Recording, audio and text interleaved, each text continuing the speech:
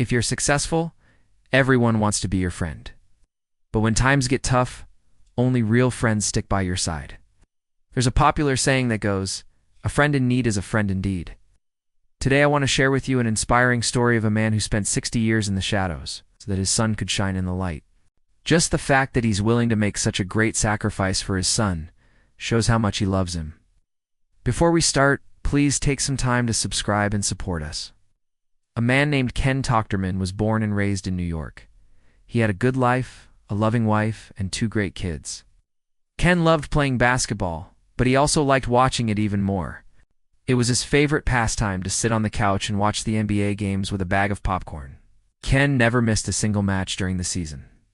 However, when the season ended, he felt kind of lost and lonely.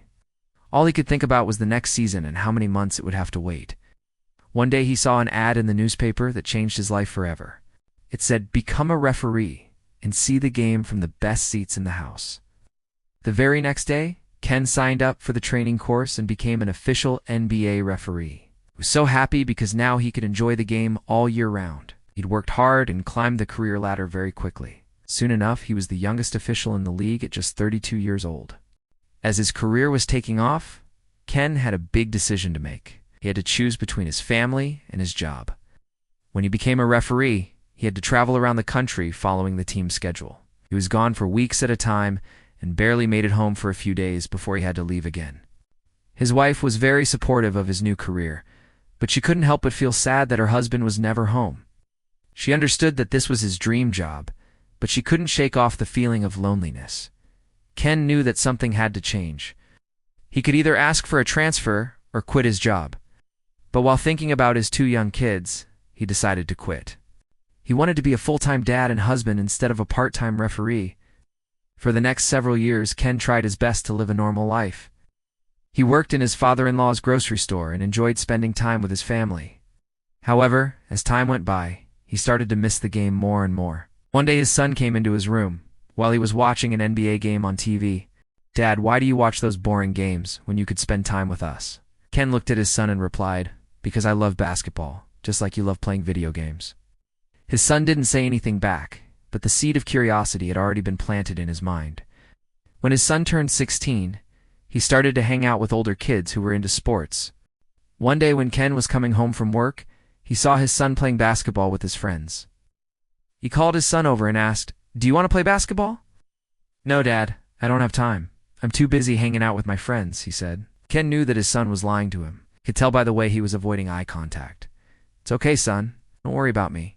I understand that you have your own life," he said. Little did he know that his son was planning to surprise him.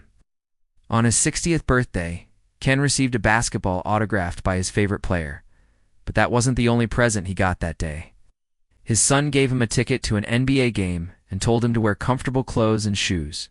When Ken got to the stadium, he noticed that his son and his friends were waiting for him at the entrance. They all had matching shirts that said, "My dad is the greatest ref in the world." Ken was deeply moved by the gesture and promised his son that they would attend the game together every year.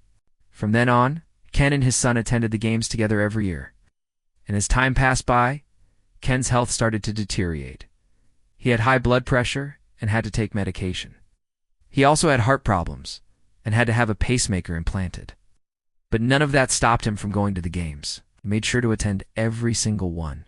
Now, more than 20 years later, Ken's son is a successful doctor and is married with kids of his own. And Ken's friends and family are amazed by how healthy he is. Everyone asks him the secret to his longevity and happiness. And he always replies, "I worked in shadows so he could shine in the light." What an amazing story, right? What's the most touching thing someone has ever done for you? Please share your thoughts below. Thanks for watching and see you in the next video.